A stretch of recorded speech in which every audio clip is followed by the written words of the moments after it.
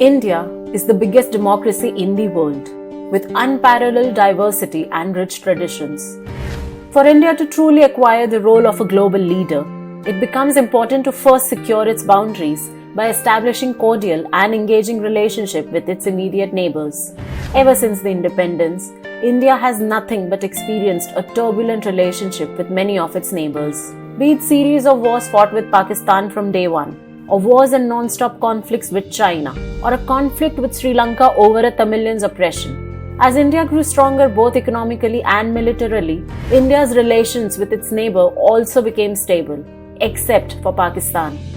India, along its immediate neighbours, even managed to form SAARC. But then enters China. China in the last 2 decades or so has attempted to buy leverage in the South Asian subcontinent by offering humongous and financially unstable loans. Its modus operandi was to catch these small nations in a debt trap and then push them to become pawns in Beijing's policy of string of pearls to encircle India. This approach by China has yielded mixed results so far, largely thanks to India's pushback and counter-maneuvers in the region. Let us look at India's relationship status with some of its neighbours. We begin with Bangladesh.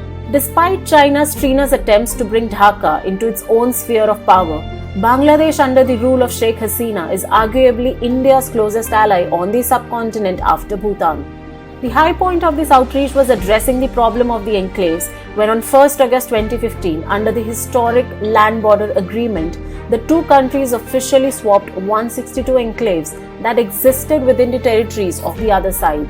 Another high point came in the recent past when the two nations is the agreement to restore rail links to northeast India via Bangladesh, and also India was given access to ports such as Chittagong and Mongla to connect with the northeast.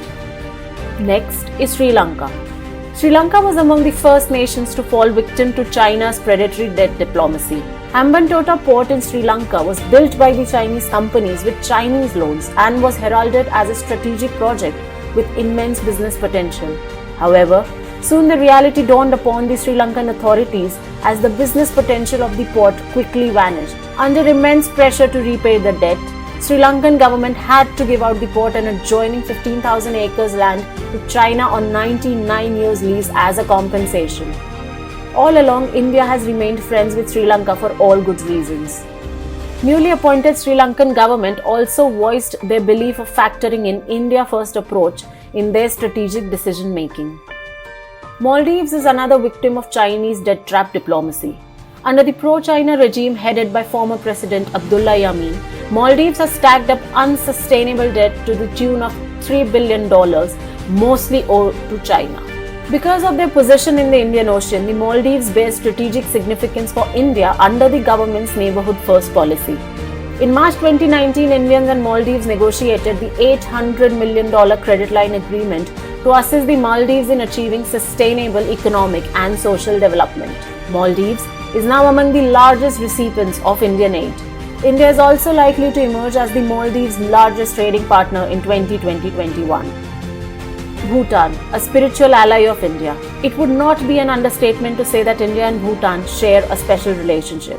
Though it is an independent country, Bhutan often takes its foreign policy cues from New Delhi. India provides millions of dollars of budgetary support to this sparsely populated Himalayan kingdom every year.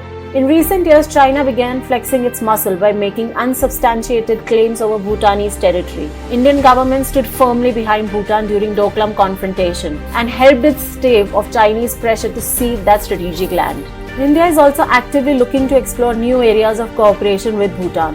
One such promising development is the decision to build an ISRO ground station, which will assist Bhutan in transmitting weather alerts to its far-spread regions.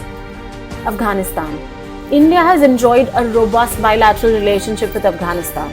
India is the largest regional provider of humanitarian and reconstruction aid to the troubled Islamic Republic. India not only gifted Afghanistan its new parliament building, but also funded a hydroelectric and irrigation dam rightly named as Afghan-India Friendship Dam. Besides helping with the economic reconstruction of Afghanistan, the two countries share close strategic ties as both are victims of terror attacks planned and financed by Pakistan. Even though the current government is friendly to India, there is wariness in New Delhi about the possibility of the Taliban making a comeback in Kabul following the proposed US withdrawal from Afghanistan. Geography plays a decisive role in creating interdependence. Even as Nepal, like other South Asian countries, gets swayed by the China's overtures, there is still a much better appreciation today about the India's role as a key economic and developmental partner. Even more important is the steady progress made by India to expand developmental assistance to its neighbours and improve project execution based on collaborative partnerships. Prime Minister Narendra Modi's speech on 15th August, in which he said, "We are connecting our relations with our neighbours, whether they are connected to us on land or from the sea, with the partnership of security, development and trust," truly reflects India's commitment towards improving ties with its neighbours.